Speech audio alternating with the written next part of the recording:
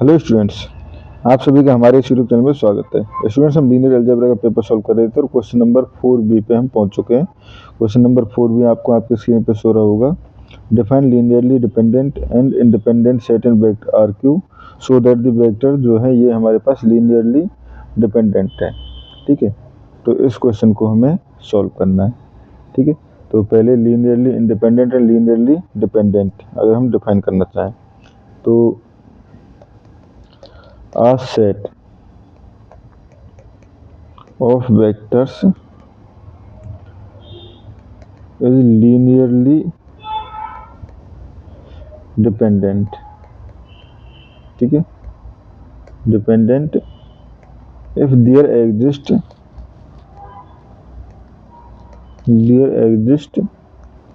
scalars, ठीक है, not all zeros such that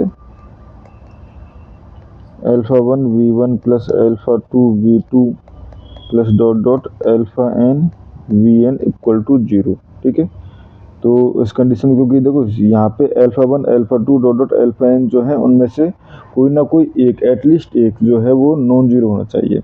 तो उस कंडीशन में हम कह सकते हैं कि ये हमारे पास लीनियरली डिपेंडेंट है। Otherwise vectors are linearly dependent.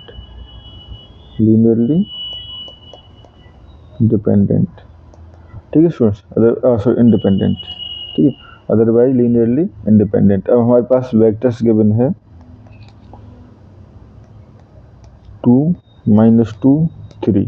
ठीक है, एंड 0 -4 1 एंड 3 1 एंड 4। ठीक है, ये है हमारे पास। अब हमें शो करना है कि ये है हमारे पास लीनियरली डिपेंडेंट। तो हम लीनियर कॉम्बिनेशन ले लें, alpha 2 -2 and 3 plus beta 0 -4 1 plus gamma, ठीक है, 3 1 4।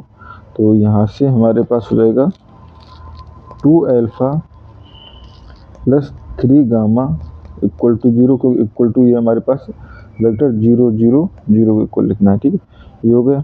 एंड -2 अल्फा -4 बीटा, ठीक है, plus gamma equal to 0 and ये हो जाएगा हमारे पास 3 अल्फा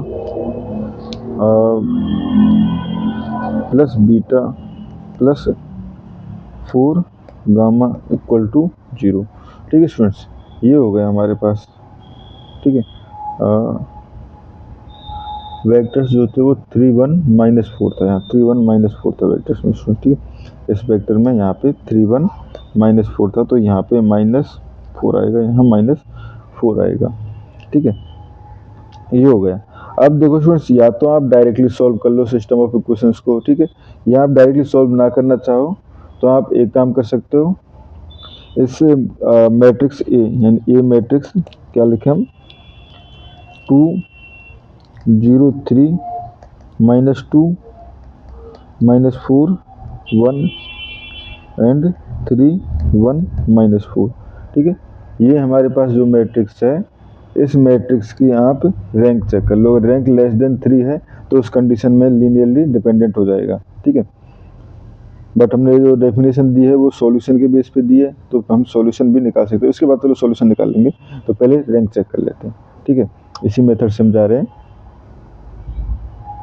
तो देखो, सबसे पहले मेरा काम है इस पार्ट को 0 बनाना एंड इस पार्ट को 0 बनाना। तो यहाँ पे R2 tends to R2 plus R3 and R3 को हम चेंज करेंगे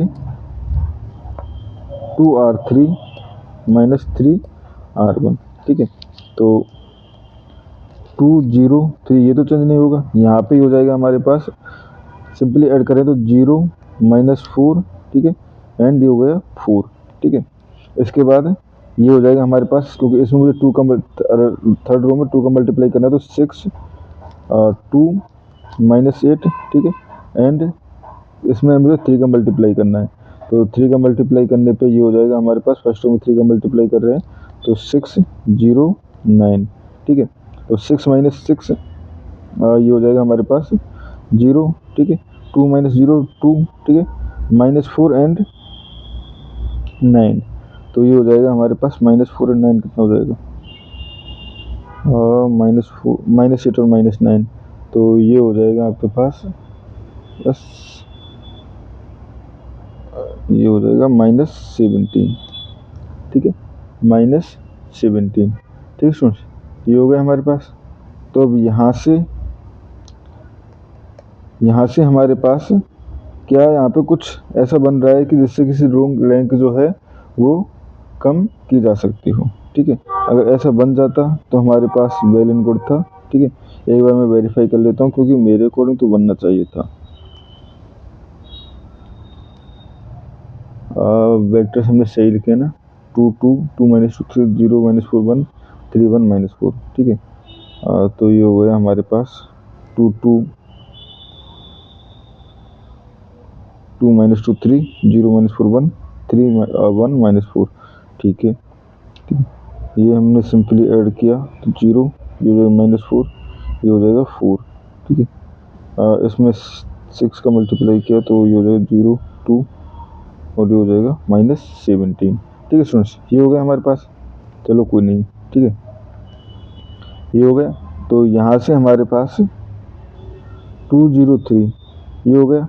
तो अब देखो ये मैं इसको 0 बनाना है, तो इसको 0 बनाने के 203, ठीक है।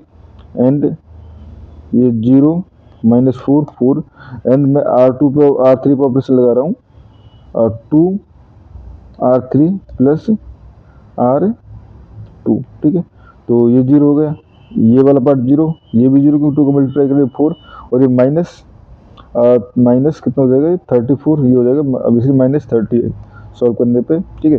अब यहाँ पर रैंक कितनी है 3, ठीक है, रैंक यहाँ पर है 3। अब देखो अगर मैं इसको बैक सब्स्टिट्यूशन करूँ x y z = 0 0 0, तो ये क्या हो जाएगा 2x प्लस 3z = 0, ठीक है।